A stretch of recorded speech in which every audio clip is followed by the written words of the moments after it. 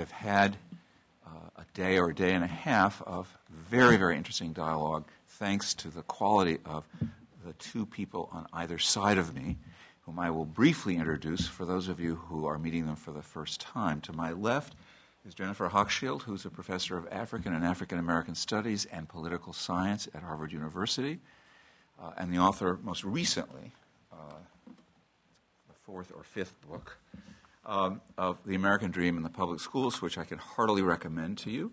To my right is Greene, who's the Endowed Professor of Education in the Department of Education at the University of Arkansas and a longtime associate of the Manhattan Institute in New York City. And I didn't bring my packet this time, but I have a packet of not all of Jay's articles. They're not the complete works, I don't think, but about this thick, which are worth encountering. And his book, Education Myths, even more worth encountering. He's a clever as well as good thinker, so this book will both infuriate and puzzle and make your life difficult in useful ways. So I recommend this too. They are the scholar/experts here in our discussion about what do our public schools need. It's my job, after they have been talked to death and talked out for the better part of 2 days, to try to get much more good talk out of them as I can. But I have to plead with you to help me by asking the most difficult questions you can, and when they say things that don't satisfy you, to push hard back. I promise I'll do my bit as well, but I do want your help. I'm going to start by posing some questions that I have that I would like both Jennifer and Jay to reflect upon, but I want, before I do that, to stress that it is not my intention or wish for this to be exactly a debate. I do not expect or hope that people with two such good minds as these will not disagree with each other. Disagreement is to be invited, encouraged, and played with. Debate for me seems mostly a waste of time, and I'm not very interested in it and never have been. So, they may find themselves in opposition at certain moments, and they may not at others, but our job here is not to get them debating with each other, but to have a deepening conversation which goes yet further, we hope, than we have so far about difficult things. What do our public schools need? That has been the frame of our work. And so I thought it might be the best place to begin to ask each of these two people to list as briefly as they can stand what their primary answers to that question would be. That is, what do our public schools need? If you were beginning with 4 or 5 or 6, the number doesn't matter exactly, what roughly would you put as the most urgent? Let me start? Sure. Okay. This answer largely comes out of the research literature. Those who've been faithfully sitting with us for the last 2 days will hear nothing new, I'm afraid to say, but let me say it anyway. Probably the single most important thing that makes a difference in the quality of students' lives and the quality of the outcomes is good teaching. Right? That's almost a tautology, right? How do we know what good teaching is? It makes a difference in students' lives. What is most important for students' lives is good teaching. But it isn't quite a tautology. And that seems to me one of the things we need to think very hard about is how to identify what counts as good teaching, and the answer to that in part depends on what you think the goals of schooling are. Entirely sort of private-oriented achievement, largely collective-oriented around sort of democratic citizenship, perhaps group identity, perhaps something else. So in any case, there's a long conversation, we may get into it further, about sort of how we identify what counts as good teaching, and then separately how we identify what counts as a good teacher. And the very short answer there, again, this is not news to anybody probably in this room, is that it's extremely difficult to do that a priori, but relatively easy to do that a posteriori, which we can tell retrospectively who has been a good teacher, but it's extremely difficult to predict that. And so schools both have a clear goal and a totally unclear way of getting to that goal. So that's very complicated.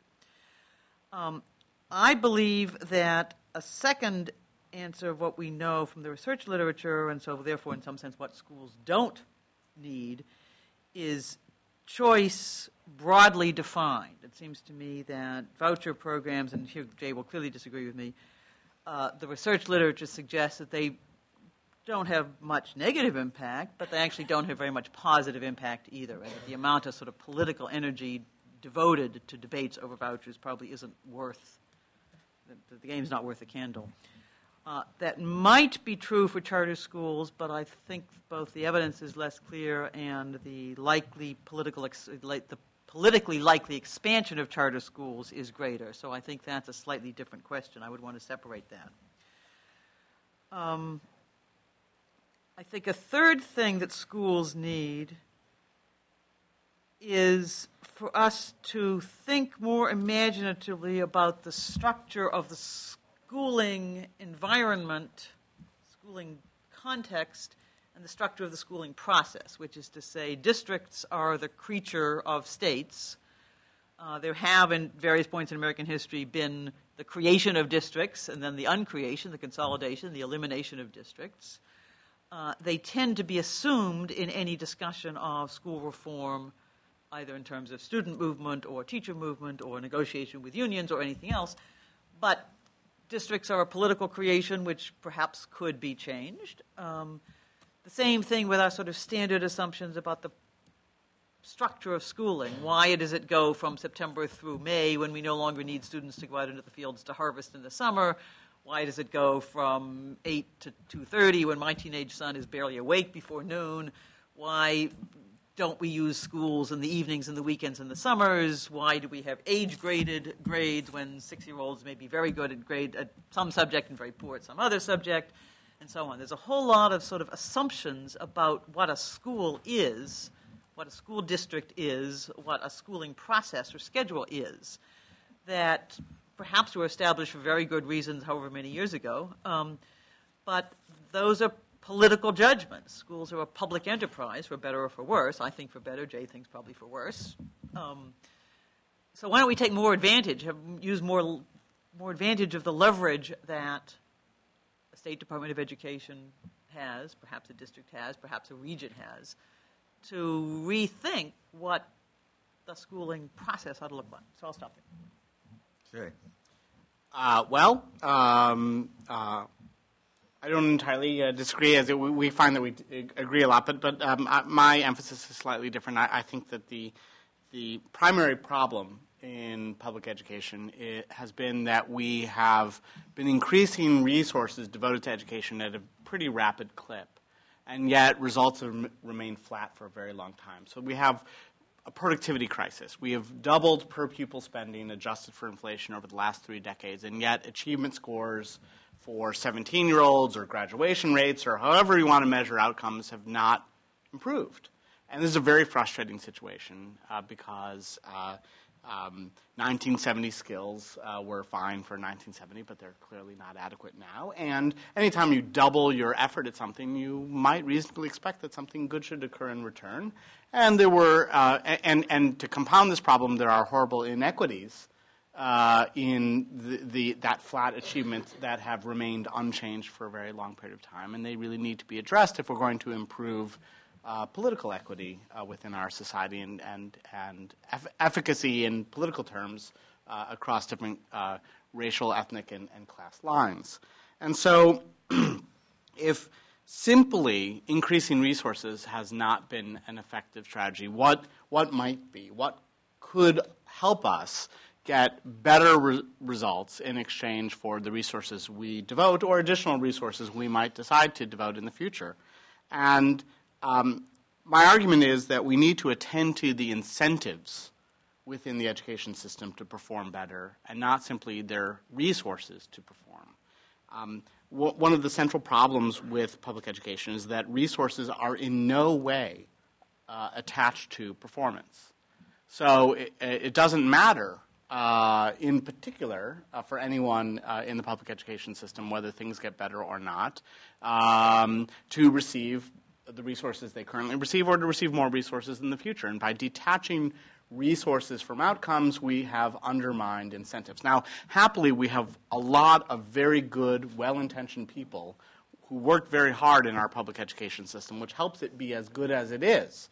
But my argument would be that we can help it become better if we could add some additional incentives or motivation on top of that already existing goodwill.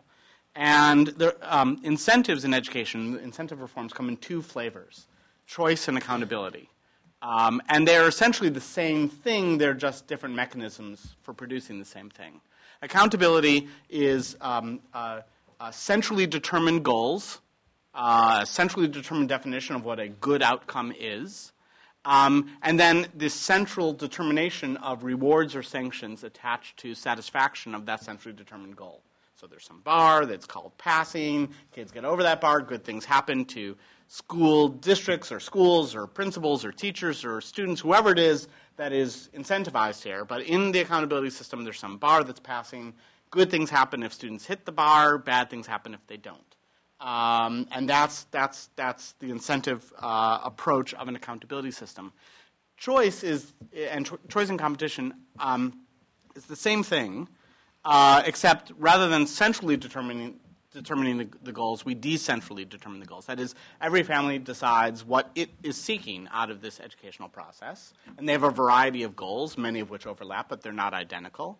And each individual family controls resources so that they can reward or sanction people for satisfying or failing to satisfy their goals from the education. So they're incentive systems, one's centralized, one's decentralized. Now, there is pretty good evidence that both reform strategies, both incentive reform strategies, can help produce improvement, and I think both may well be desirable. But I prefer choice and competition over accountability, although one need not necessarily choose. But I would put more emphasis on that because I think it is more efficient and more comprehensive and less easy to manipulate if the goals are decentrally determined and decentrally assigning rewards and sanctions than if they're centrally determined. First, I think it helps respect the diversity of our goals and the diversity of our preferences in a pluralistic society if we accommodate the diversity of goals in the form of choice and competition as opposed to in a centralized accountability system. And it's not as easy for people within the education to teach to the test or cheat or otherwise manipulate a centrally determined outcome or politically control the very people who centrally determine what those goals are. And so I think there's less room for capture or manipulation if we use the decentralized approach. So that's my preferred reform strategy. Okay, I think both of you, in different ways, have illustrated one of the deepest problems with school reform efforts. And by this I mean something not at all to put anybody down. Jay somewhat partially, Jennifer almost not at all, has answered the question, what do schools need? You answered the question, what do schools not need? And we can answer those questions better, in my experience, than we can answer the positive question. We can answer the what do schools not need better. Yes, much better. And even Jay's more affirmative answer to the question, for me at least, has very, very serious problems with it. The evidence is by no means in that accountability measures and standards, as we've experienced them over the last decade, have made a difference where it matters to make a difference. There's evidence that says they have. It's not evidence I put much trust in, quite bluntly. And my concern here, I should make clear, is urban and rural schools which are primarily populated by the children of poor, working, and lower middle class parents. And in those schools, though there has been arguably some measure of improvement, there is hardly enough. And accountability and standards have not demonstrated their ability to make that improvement. Perhaps in another 10 years, but one of the stories of educational reform in the United States is every 10 years there's a new way we do it. And the old disappears before we've had a time to test what duration would produce. So that mean, Jay could be right in arguing for vouchers even, though I, like Jennifer, am deeply dubious, and the evidence doesn't, I think, support him at all. Do charters make you happier? Yes. Oh, okay. Well, I'm happy with that, too. It doesn't matter to me, really. I mean, I'd prefer vouchers over charters, but... But the point here I want to make is that if voucher experiments could run for 25 years, we might, and on a somewhat larger scale, we might find out things we would not find out in 10. So there's always this problem, at least in the American educational system, that we don't stay with experiments long enough, I think, to genuinely test them, to know what works. And there is a dilemma at the heart of these better than well-intentioned responses. For me, the presence of good teachers in fairly decent physical surroundings are at the center. We do not know how to produce reliably good teachers in sufficient number to cover our educational system. And here's a point Jay, I suspect, has made several times, but he certainly made it at our opening together at the President's House. To remember that there are 3 million teachers, give or take. That's an extraordinary number of people to get to be excellent in the ways we need in our classrooms. It's an extraordinary number. The fact that we have as many first-rate teachers as we do in public school is, in a sense, miraculous. It shouldn't be. Not necessarily because of low salaries, not necessarily because they're given too little autonomy, not necessarily because they're not treated like professionals. Those all have their factors here. But how we draw promising candidates for good teaching into the schools and how we mentor them are completely unanswered questions. All sorts of experiments, some of them more promising than others, but on much smaller scales even than the experiments with vouchers. That is to say, if I can say to Jay, oh, come on, you've only got 1% of the schooling population on vouchers, he can turn around to me and say, yeah, but all the teacher education things that you can cite are truly tiny. We don't know how they would work. So we have this difficult problem that even if you answer what do our schools need, and you say, as I have somewhat simple-mindedly, decent physical facilities and first-rate teachers, my two companions would, I hope, jump on me instantly and say, great, how do you get these? Decent physical facilities, of course, is the easiest part. But they don't do any good if you don't have good teachers in them.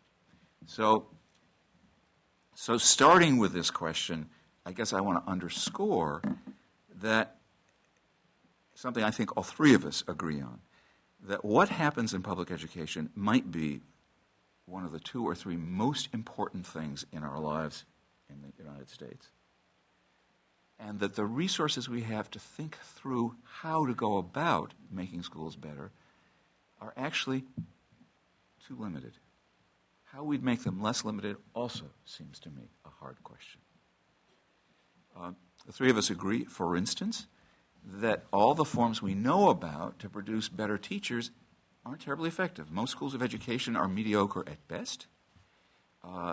Teach for America is utterly problematic, and that is my mildest statement about that organization.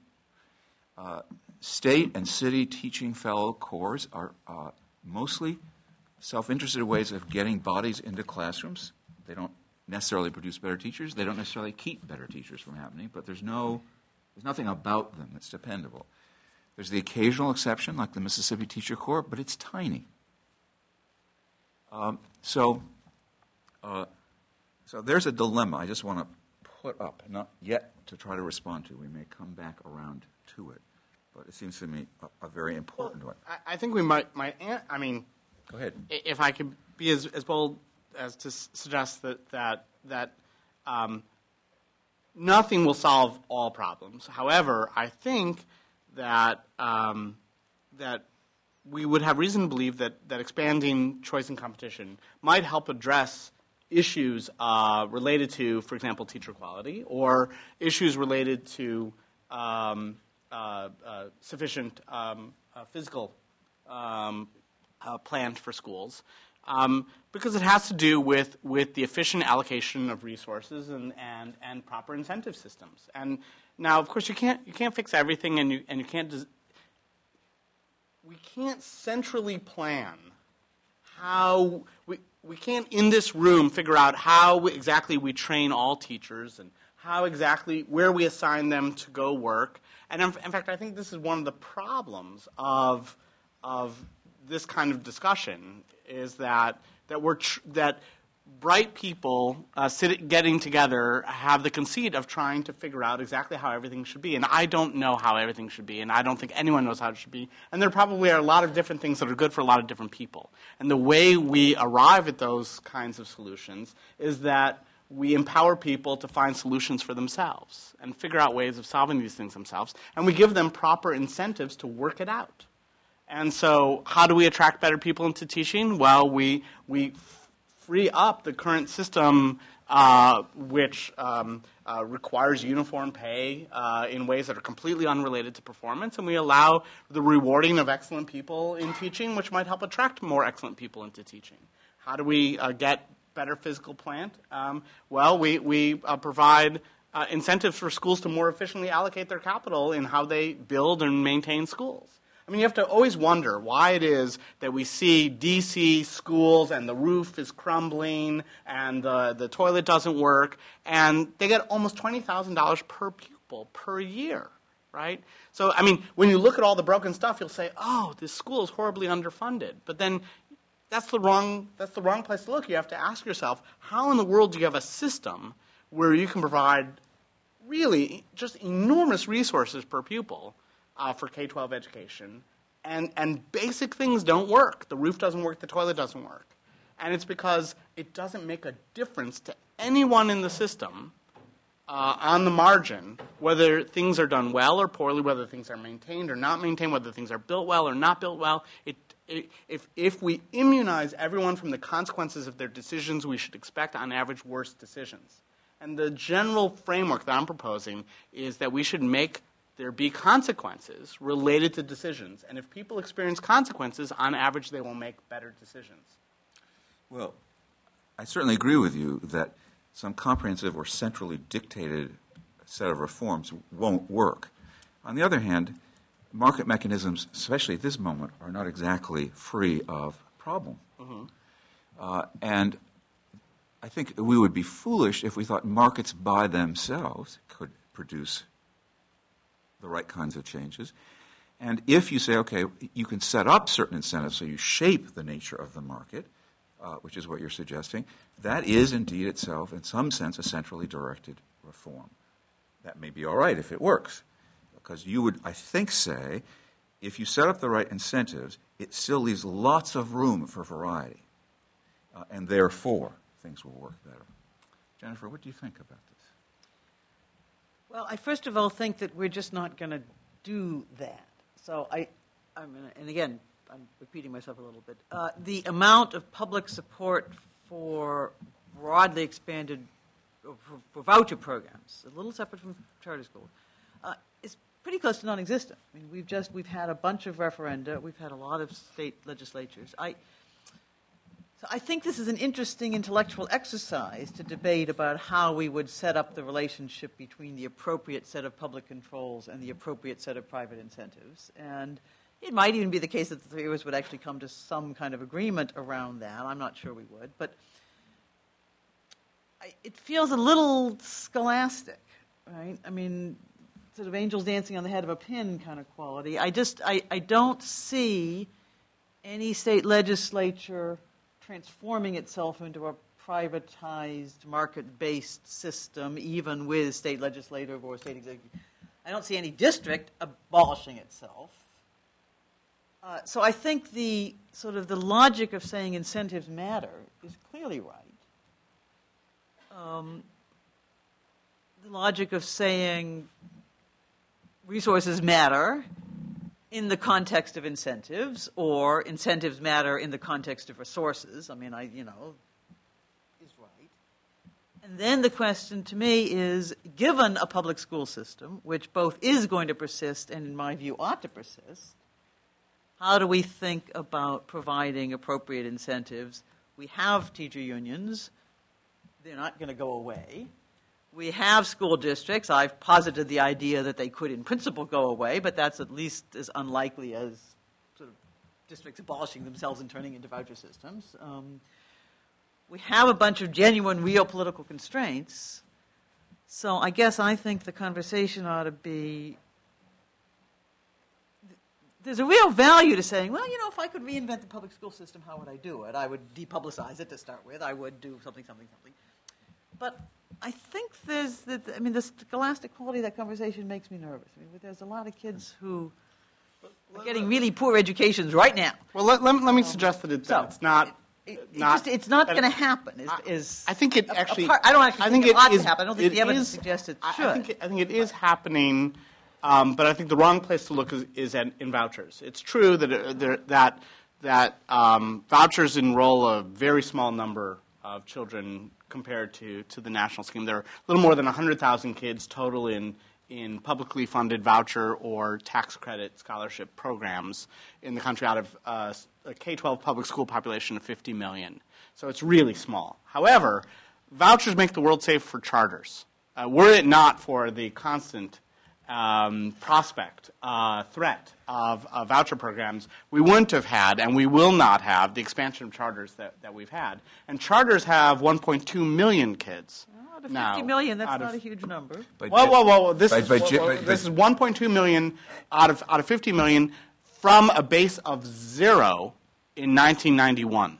So in less than 2 decades, we've enrolled more than 1 million kids in a new type of school, and in particular districts, the places, by the way, where we are beginning to or where we have some of the most severe problems, we're beginning to see some real critical mass. So, for example, in D.C., we're now beginning to hit almost a quarter of the school population in charter schools. In Albany, it's going to approach half of the school population. And so there actually are going to be some big urban school districts that are going to be very largely charter. And now charters are a constrained form of choice and competition, a regulated form. But I agree with Barry that any kind of market that we're going to describe here is a regulated market and should be a regulated market. And charters might be a perfectly reasonable way of structuring and regulating that kind of market. But, Jay, you've said one thing. That is the first truly ideological thing I can you out of. Okay. Vouchers have nothing to do with charters, despite your argument. And I would say this, that one of the great pleasures, I really take delight in this, is that the right-wing ideologues who've done the worst damage to our public school system recently. Not to make an ideological statement. Yeah, right. Oh, no, I'm not straying away from that at all. Okay. But believed that charter schools were one of the recipes. And what happened with charter schools and why they have spread is that all kinds of unlikely groups of people have found them a mechanism. That is to say, it is a perfect innovation which resulted in all sorts of unintended consequences by the first generation of ideas. Community groups have created charter schools. Teachers who are unhappy with particular public schools have created charter schools. They're coming from all over the place. I'm willing to predict that I think the top-down created ones, as in D.C., will be the ones who will do least well. Oh, this is the mom and pop versus the chain you're talking about? I really am. You like the mom and pops. You don't like the chains like KIPP? Or you do like KIPP? I do you not. Don't like KIPP. I do not like KIPP, no. Okay. KIPP fakes its data a lot, I think, but that's another KIPP, by the way, for the students who are involved in the program, is the program, if you remember, that the Thurnstroms are describing with very high praise in the reading that I asked you to do. So you know what KIPP is. It's a chain of charter schools around the country. Founded by alums of Teach for America, very closely associated with Teach for America, and you really don't like the source of evil. no, it's not the source of evil. It's a source for false claims. Okay. And there are many KIPP schools that have done really very impressive work. I would not take away from that at all. But there is plenty of evidence that they do two things, and depending on your perceptions, you may find this unhappy or acceptable. One is doing what's called cherry picking, that is, choosing students that by one means or another they think will do better in the school. And the other is very, very quickly getting rid of those students who do not perform well in the schools. So that after a year in a KIPP school, the population is going to be a population more likely to succeed in responding to what KIPP does than others. That is to dump a whole set of kids back into the public school system that KIPP, with all of its resources and its claims, can't deal with. But let me tell you about the evidence on charter schools more broadly. There have now been 3 random assignment experiments on the effects of charter schools on students who attend them. Random assignment research is like medical research, where there's a lottery, and some people by chance get the treatment, and some people by chance don't. So there are a limited number of spots in the charter school. They have a lottery. Some people get in. Some people get turned away. On average, the 2 groups are going to be identical in their background. And because we know that background factors have such a strong influence on educational achievement, that random assignment research is really the gold standard because it helps us eliminate, or largely eliminate, the possibility that it's unobserved and uncontrolled differences in student background that cause differences in outcomes. We know these 2 groups are exactly alike at the start, on average, and if we observe differences in their accomplishment over time, then we know the difference has to do with which kind of school they got into. So there have been 3 experiments, random assignment experiments, one in New York, one in Chicago, and one most recently in Massachusetts. And all 3 found that students admitted by lottery to charter schools significantly outperformed students turned away by lottery. Not in Chicago. No, that's true in all 3. Carolyn says not Chicago. Okay. The most recent one and most interesting thing about the Massachusetts study that was just released, involving Josh Angrist and Tom Kane, among others, is that the only kind of charter school that didn't seem to produce this result were what were called pilot schools, which were the union-operated charter schools. They didn't work. They didn't produce superior results. They didn't produce worse results either. But I thought that was interesting, too. So it suggests that one of the things that charters can give us is increased flexibility over labor within schools, increased flexibility in who's hired and work rules that might enhance motivation and productivity of the people in schools, which leads to better results. Now, if we look at vouchers, we have 10 randomized experiments there. But my point is that it's perfectly possible that maybe KIP's results can be explained by some sort of selection. But these lotteries control for selection, right? Their selection can't explain the results because only chance determines whether people get in or not. Mine was not a critique of charter schools, nor is it anything other than a critique of what I consider the inflated claims of KIP. Right. Well, in fact, actually, until KIP does a random assignment experiment, I would join with you in being skeptical of whether the results are as good as they say they are. But I think lots of charter schools have done valuable things. I think they're with us for good. I think they do offer important choice, and especially they offer incentives for teachers, community groups, and others to shape schools to their own wish. I think that's all to the good. So maybe we could be less abstract for a moment with both the most concrete and abstract thing of all, which is money. Now, Jay, you have said over and over again, this piece of data, which is a true piece of data, as much as data ever is, that we've spent more and more money with flat results. And it illustrates to me at least something problematic about certain kinds of statistical data. Because certainly, each of the 3 of us, I'm in schools a lot, so I see this clearly, could walk into schools and say, sorry, money is a problem in this school. Classically, there are no science facilities. Classically, the whole environment tells the kids who are in it that they're not valuable. Now, sometimes that is because, as was the case for a long time in the Chicago schools, certainly in the D.C. schools, lots of money is being creamed off by various forms of corruption. But the fact is, you can walk into any number of schools in urban districts in which more money is needed for teacher aides, whose presence makes a big difference in instruction, especially depending on the level, and how many special needs kids you have and what kind, where facilities are not adequate to the kind of instruction the kids need. Right, but it's a different point to say that there are schools that are lacking in things that money could buy. That is almost certainly a true statement. But it is not the same as saying if we were to give that school system more money, those schools would have the things that they need. Because, again, it has to do with whether people making decisions about how that money is allocated are experiencing consequences for the quality of the decisions they make. So if they allocate the capital, the resources they receive. I'm going to interrupt you for 1 second. I mean, sure. it seems to me we have public institutions which are very public, which don't produce results which aren't dependent on individual incentives and which seem to work pretty well. So I mean, I'm just, I'm back to my military comparison. Sure. Right? Now, a big difference in the military and the schools, there are big differences. One is that there is a clearer ranking system and you can more or less move up the ranks. I mean, there's a reward system. And that seems to me a useful lesson, that schools ought to have something that looks more like a reward system. And there is a very clear demonstrable outcome of success and failure. You either take Baghdad or you don't. Right?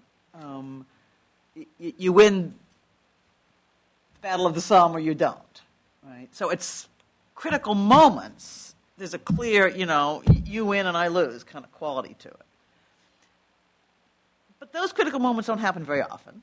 Right, so deterrence largely is one of their outcomes. It's really hard to know how successful were they. How were they? So I guess what I'm trying to say is that I think that roughly speaking, the military may be a public institution that doesn't rely very heavily on the incentives, the individual incentivized systems of reward and punishment. And I'd wager that the military is almost certainly grossly inefficient in its pursuit of its outcomes. That is, we might think it we wouldn't want a private army anyway. No. I'm not. Look, I'm not So saying. I'm not saying that it would be easy to introduce. There's a quality of publicness. It's not easy to introduce. There's a quality of publicness that is an inherent good in a thing like a military for a democratic polity. I would argue, you've heard me argue now endlessly for the last 2 days, that that's also true about school systems. I'm not sure what other institutions. Actually, I guess there is considerable privatization of a sort. Let's pretend. Yeah, but we don't. Are we fans of privatized military service in Iraq these days? I'm not. Let's say to achieve our foreign policy goals in a particular country, rather than sending our army to Baghdad, we sent the Saudi army. Not directly, but we provided them with equipment and training, right? I mean, we might not entirely mind that. Is it essential that it be? This is the point at which the analogy is going to break down. I mean, there isn't a comparable. And it's a bit like extraordinary rendition. I don't think I would recommend. Oh, okay. Yeah, I'm not sure I'm a big fan of that in any case. But I guess what I'm trying to say is that I think we need. I want to change the subject a little from this question of kind of individual incentives for teachers, because I think there's a lot more to be said about schools, and that we should be talking about some other arenas as well. Certainly not instead, but as well. And that one of the things we need to do in thinking about schooling is think about what is intrinsically and either necessarily or desirably public about schooling. And I would argue, I have argued endlessly, that a private system of schools in which individuals achieve more with regard to test scores or with regard to graduation rates or something is in some ways a less desirable educational system than a public one with a variety of features of publicness. Even if, I don't quite know whether I'm ready to say this the last half of this sentence, even if sort of the outcomes for individuals are not on balance as good. I'm a little nervous about the last half of that sentence because you could obviously see with the sort of the balancing act that you've got to play with there. But the main point I want to make is that sort of just as my reason for the military analogy is I think I at least, and I assume many people would be just uncomfortable about a highly efficient private military system, which is the sole way in which we protect our borders and attack our enemies and blah, blah, blah, blah, blah. There's something intrinsically desirable about a public military system. I would argue, you can buy that analogy or not, maybe if you don't like the analogy, we'll just ignore it, that there's something intrinsically essential about the publicness of a public school system, which is not, by any remote stretch of the imagination, to defend the Washington, D.C. public schools, which are terrible. And so it seems to me we need to sort of separate out defense of the publicness of a school system from defense of almost anything that happens in that public school system. And that the answer is not just... So what is the good thing of the publicness? What is it? Well, I think it's partly symbolic. It's the claim that there is, that schooling is an essential component of creating, maintaining, fostering, developing in the future a democratic polity, maybe a liberal democratic polity, that there's sort of, that there's a, that democracy is sustained through a particular kind of schooling, and that the publicness of the schooling is a piece of that. Now, it's got to have substantive content. It's not just a purely symbolic quality. I think a second thing I would say is that there's more leverage over inequalities, and either within a district, across states, across regions, across blah, blah, blah, blah. Not very well handled by public school systems, but on balance, public systems have at least more capacity for leverage over deeply stratified inequalities. Jennifer, yeah. I want to connect what you're saying and come back to the issue of funding, and I want to do that in terms of what I think is a crucial part of the publicness, and to argue that one of the problems with urban education has to do with a public dimension which is hard to maintain. If you look around us right now, here in Western Massachusetts, but you could do this across the country, in California where I've just been, it's at pitch crisis, in fact. The funding cuts in public education are so bad that teachers will not be paid in California, except by IOU. Because we have a cherished superintendent in this room, he certainly could speak better than I in detail to the consequence of the shortfall in tax revenues in this state, as in most states now, and the consequences they have immediately and concretely in the ongoing educational program of well-functioning public schools here. Now, how I tie this to publicness is that in smaller communities, one of the way public schools enact democracy is we fight a lot about them. And we can, because dimensionally it's possible to feel they're within some reach, right? We argue about budgets, we argue about the proportion of the town budgets that go to education. And one problem is that has never been readily possible in the large cities. You know, we've tried decentralization in various ways in order to have local boards in cities. That didn't work for a whole host of different reasons. But it's very, very difficult. And when you eliminate elected school boards, as has happened in New York and Chicago and several other places, it becomes yet more difficult, though elected school boards are not themselves. One can't make good cases for many of them in cities. We talked about that earlier. That's right. But it does seem to me that the existence of a public school system and the amount of the public revenue it requires means that at its heart, outside the mixture of students in a building, which I believe in deeply, it requires political participation of one form or another, of one level of adequacy or another. And that one of the dilemmas now, and it's why of all the education myths that Jay goes after in here, the money myth is the one that really, don't say anything yet, you have it in the book, really gets to me because it is so easy to formulate it, and it's constantly formulated, so that one, in fact, doesn't pay attention to the way schools do need money.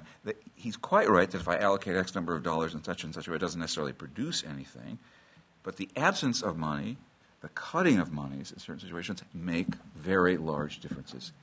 And I don't think we should lose sight of that, and we should not talk about a money myth in that sense. And we should be very clear when we write that we're excluding this. Now, I come to money because I think that there are a whole set of questions that I wrote down before we started coming from Jennifer and Jay. And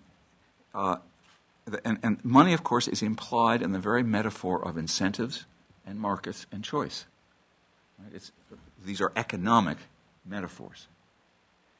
And if we could figure out in what ways money functioned productively as incentives for what things in education, we might be in a place. For instance, to take one of the things that we don't do.